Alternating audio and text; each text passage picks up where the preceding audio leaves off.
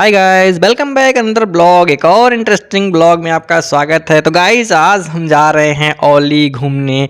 औली बहुत ही ज़्यादा खूबसूरत जगह है और विंटर में ना औली का जो नज़ारा है वो अलग ही लेवल का हो जाता है, क्योंकि वहाँ पर 3-3, 4-4 फीट बर्फ़ जम जाती है। और गाइस, वही देखने आज हम जा रहे हैं। तो गाइस, हम निकले थे अमेठी से सुबह सुबह और गाइस हम पहुँचे थे नैनीताल। नैनीताल होते हुए हम लोग रानीखेत के रास्ते कर्णप्रयाग पहुंचे थे और गाइज रात हो गई थी। कर्णप्रयाग पहुंचते पहुंचते करीब 800 किलोमीटर का डिस्टेंस आज जो हमने तय किया था। तो रानीखेत से हम लोग जब निकले थे तभी शाम हो गई थी और पहाड़ों का जो रास्ता है ना वो एकदम से ज़्यादा घुमावदार था, जिससे टाइम बहुत ज़्यादा लग गया।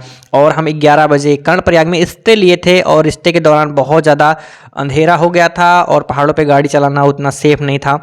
और वहाँ पे हम रुके थे, टेम्परेचर बहुत ज़्यादा लो था, काफ़ी ज़्यादा ठंड थी और वहाँ पे हमने स्टे लिया था। उसके बाद हम वहाँ से सुबह सुबह निकले थे। और ये जो रास्ता है गाइस, अभी थोड़ा थोड़ा आपको ख़राब दिख रहा होगा। ये रास्ता कर्णप्रयाग हाईवे है जो कि बद्रीनाथ को जाता है। ये वही रास्ता है जिस पे हम अभी चल रहे हैं।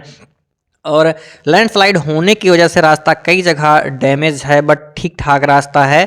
और यहाँ हम सुबह सुबह निकले हैं तो मज़ा बहुत ज़्यादा आ रहा है, लेकिन टेम्परेचर काफ़ी ज़्यादा कम है। तो अगर आप यहाँ आना चाहते हैं तो आ सकते हैं। बहुत ही अलग लेवल का नज़ारा होगा जो आपको देखने को मिलेगा। और दूरी की बात करें तो अगर आप यहाँ पर आते हैं नैनीताल से, तो नैनीताल से इसकी दूरी 275 किलोमीटर है। और अगर आप हरिद्वार से आते हैं तो 279 किलोमीटर है। और अगर आप देहरादून से आना चाहते हैं तो 292 किलोमीटर है। और अगर कर्णप्रयाग से आना चाहते हैं तो मात्र 86 किलोमीटर कर्णप्रयाग से इसकी दूरी रह जाती है। और गाइज, आपको आने के लिए बहुत ही सरल तरीके से आप आ सकते हैं, जहाँ पर आपको बसेस अवेलेबल मिल जाएंगी और आप लोकल टैक्सी भी हायर करके आ सकते हैं। और अगर आप अपनी गाड़ी से आते हैं तो जो नज़ारा होगा ना वो अलग ही होगा, क्योंकि हर जगह का जो व्यू है वो अलग ही अलग है। बहुत ही खूबसूरत रास्ता है अभी हम जिस पर चल रहे हैं। और कुछ ही देर में हम पहुंचेंगे जोशीमठ। जोशीमठ वो स्थान है जो कि रास्ते में पड़ता है और जोशीमठ से ही हमें ऊपर की ओर 6 किलोमीटर की दूरी है, वहाँ जाना होता है, जहाँ पर पूरा बर्फ़ से ढका एरिया होता है। लेकिन जो 6 किलोमीटर का रास्ता है हम आपको दिखाएंगे, अलग ही लेवल का है, बहुत ही ज़्यादा खूबसूरत है। तो आप यहाँ पे टेम्पो ट्रेवलर जो आपको गाड़ी दिख रही है, आप इसको भी हायर कर सकते हैं। अगर आप ज़्यादा लोग हैं, पूरी फैमिली आपकी आ रही है, तो आप इससे आ सकते हैं। आपको ये हरिद्वार में मिल जाएगी, देहरादून में मिल जाएगी और नैनीताल में भी आप इसको हायर कर सकते हैं। और नहीं तो आप डिज़ायर बुक कर सकते हैं, जो कि टूर एंड ट्रैवलर वालों की होती है, आपको वो मिल जाएगी। तो आप यहाँ पहुँच सकते हैं। और जैसे जैसे हम आगे बढ़ रहे हैं रास्ता बहुत ही ज़्यादा खूबसूरत हो जा रहा है।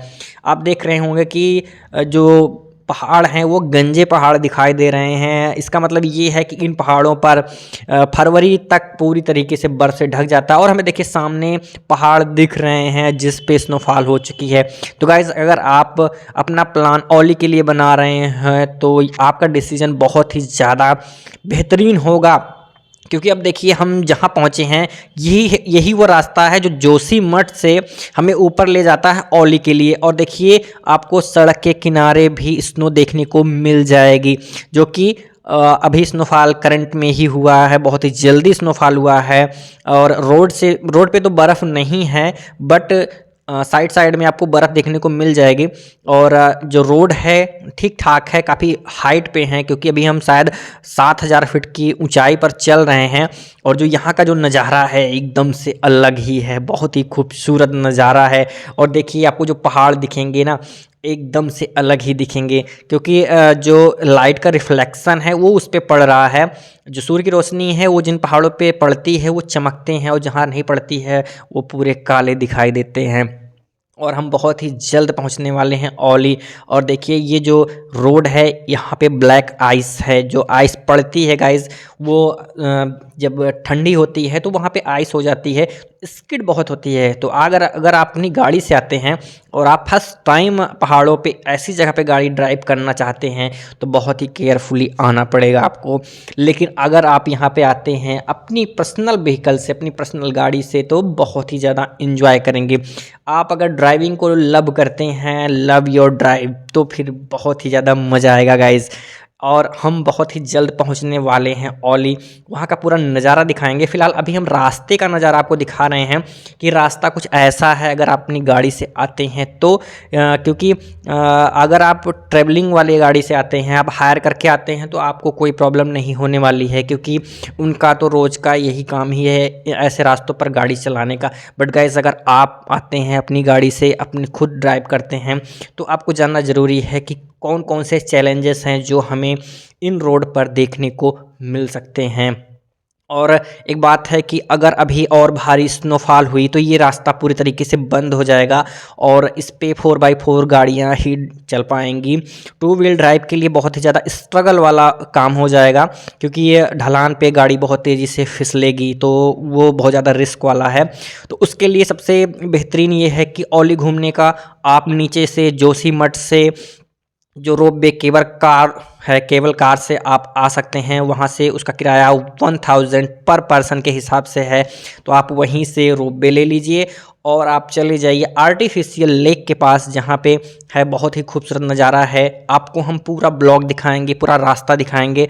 और ये जो 6 किलोमीटर का नज़ारा है आप देख पा रहे होंगे कि कितना ज़्यादा खूबसूरत है। जैसे जैसे हम आगे बढ़ रहे हैं रास्ता और भी ज़्यादा खूबसूरत हो जा रहा है, क्योंकि अब हमें सड़क के किनारे और भी ज़्यादा स्नो देखने को मिल रही है। गाइस, बहुत ही ज़्यादा खूबसूरत नज़ारा है। आप ये पूरा ब्लॉग एंजॉय करेंगे। रास्ते बहुत ही खूबसूरत हैं। मोबाइल के कैमरे उसको नहीं कैप्चर कर सकते जो आप रियल आंखों से देखते हैं। और आगे गाड़ियां गई हैं जो रिटर्न आ रही हैं, तो इससे भी कुछ अंदाज़ा हो जाता है कि हाँ, अभी ऊपर गाड़ियां जा सकती हैं। जहां तक गाड़ी जाएगी हम वहां तक गाड़ी ले जाएंगे। अगर कोई प्रॉब्लम हुई तो हम वहीं पे कहीं पार्क कर देंगे। यहाँ पे पार्किंग का भी बहुत बड़ा इशू है, क्योंकि आप साइड में देख रहे होंगे कि रास्ता बहुत ही ज़्यादा नैरो है, तो कहीं भी ज़्यादा पार्किंग के लिए स्पेस नहीं है। तो अब बहुत ही जल्द हम पहुंचेंगे ओली। रास्ता बहुत ज़्यादा खूबसूरत है, तो आप इंजॉय करते रहिए ब्लॉग में। अगर कोई जानकारी आपको चाहिए तो कमेंट में आप हमें ज़रूर बताएं, हम वहाँ का जो भी सिचुएशन है आपको ज़रूर बताएंगे। गाइस, यहाँ पर हम रुके थे स्नो का थोड़ा सा मज़ा लेने के लिए, और ये वो गाड़ी है जिससे हम लोग यहाँ पे आए थे। तो हम लोग 4 बंदे थे और 4 लोग इसी गाड़ी से ट्रेवल करके यहाँ तक पहुँचे हैं। और अभी हमने यहाँ पे गाड़ी रोका हुआ है। इसके बाद चलते हैं, क्योंकि यहाँ से अब ओली की दूरी मात्र 2 किलोमीटर रह गई है और जो नज़ारा है वो बहुत ही ज़्यादा खूबसूरत हो रहा है, क्योंकि अभी रास्ता 2 किलोमीटर और बचा है, तो आगे और भी ज़्यादा खूबसूरत नज़ारा देखने को मिलेगा। तो गाइज़, हम लोग चल चुके हैं आगे और रास्ता बहुत ही ज़्यादा खूबसूरत है। आपको दिख ही रहा होगा कि साइड में स्नो है, तो स्नो वाली फर्स्ट टाइम मैं ड्राइव कर रहा हूँ स्नो वाली रोड पे, तो इसका अलग ही एक एक्सपीरियंस मिल रहा है। क्योंकि अलग हो जाता है आप नॉर्मल रोड से गाड़ी चलाते हैं, तो अगर आप पहली बार आते हैं स्नो वाली रोड पे तो सारा एक्सपीरियंस एक अलग ही आपको सीखने को मिल जाता है। और हम बहुत जल्दी पहुंचने वाले हैं, और ये जो पूरा एरिया है ओली का ही है। और यहाँ पे एक रिज़ॉर्ट है और एक होटल है जो सामने आपको मिल जाएगा देखने को। यहाँ पे रुकने का ऑप्शन नहीं है, बहुत ही कम है, जो भी है बहुत ज़्यादा एक्सपेंसिव है, तो आप यहाँ पे रुकने का सोचिएगा भी मत। और सबसे ज़्यादा एंजॉय करना है तो आप सुबह 9-10 बजे तक यहाँ पर आ जाइए।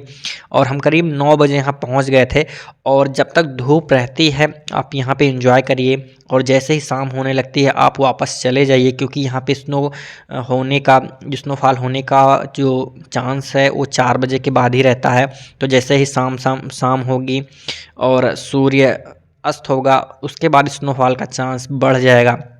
और अब 6 जनवरी के बाद लगातार स्नोफॉल होने के संभावना है यहाँ पर। और गाइस, हम पहुँच चुके हैं ओली। सामने आपको बोर्ड दिख रहा होगा, यहीं पे गाड़ी पार्क होगी, और आपको दिख रही होगी कि बहुत सारी गाड़ी यहाँ पर पार्किंग में लगी हैं। तो यहाँ से हमें गाड़ी पार्किंग में लगा करके ऊपर अब पैदल जाना है। तो यहाँ ये देखिए कुछ ऐसा नज़ारा है जो आपको देखने को मिल जाएगा, बहुत ही खूबसूरत है। हम ओली पहुंच चुके हैं। और एक चीज़ है कि अगर आप स्नो में जा रहे हैं तो आपके पास शूज़ अच्छे होने चाहिए, और अगर आपके पास लेदर शूज़ है वुडलैंड या रेड चीफ के तो आप ले सकते हैं। और ये नज़ारा है ओली का, जो रोपवे जाती है वो इसी ऊपर से होके जाती है। तो यहाँ पे आपको किराए पर मिल जाते हैं शूज़, प्लास्टिक के जो हैं, बहुत ही ज़्यादा अच्छे नहीं हैं, आप स्किड हो जाएंगे, बहुत ज़्यादा फिसलन होती है इन शूज़ से। तो अगर आप पास बूट है लेदर का तो आप उसको लीजिए, वो ज़्यादा अच्छा रहेगा। हम थोड़ा आगे और जा रहे थे गाड़ी ऊपर लेकर के कि शायद थोड़ा और जाने को मिल जाए, बट यहाँ पे आगे जा कर के हम स्टक हो गए क्योंकि आगे गाड़ी जाने का कोई भी ऑप्शन नहीं था, बहुत लंबा जाम आगे फंसा हुआ था। तो यहाँ तक हम पहुँच गए हैं, बट यहाँ से हमको वापस कर दिया गया। अभी हम आपको दिखा रहे हैं।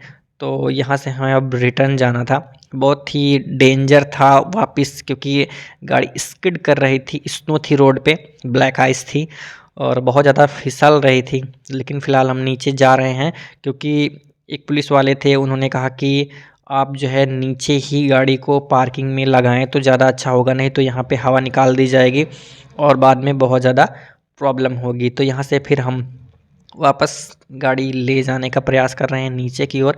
और अब हम ओली पहुँचे हैं गाइस, आपको पूरा नज़ारा दिखाएंगे नेक्स्ट ब्लॉग में कि ओली में ऊपर क्या कैसे क्या है, बहुत ज़्यादा अच्छा है ओली। तो आप उस ब्लॉग का इंतज़ार करिए। और देखिए ये जो थी यहाँ पे फिसल के गिर गई थी, तो यहाँ पे बहुत ज़्यादा फिसलन है, तो अगर आप आते हैं तो बहुत ज़्यादा केयरफुली आप यहाँ पर रहिए क्योंकि फिसलन बहुत होती है, क्योंकि यहाँ पे आइस पड़ी है और आपको पता भी नहीं चलता कि यहाँ पे आइस है, जैसे पैर रखते हैं फिसल जाते हैं। तो नेक्स्ट जो पार्ट होगा बहुत ही अल्टीमेट होगा, तो गाइस ज़रूर देखें।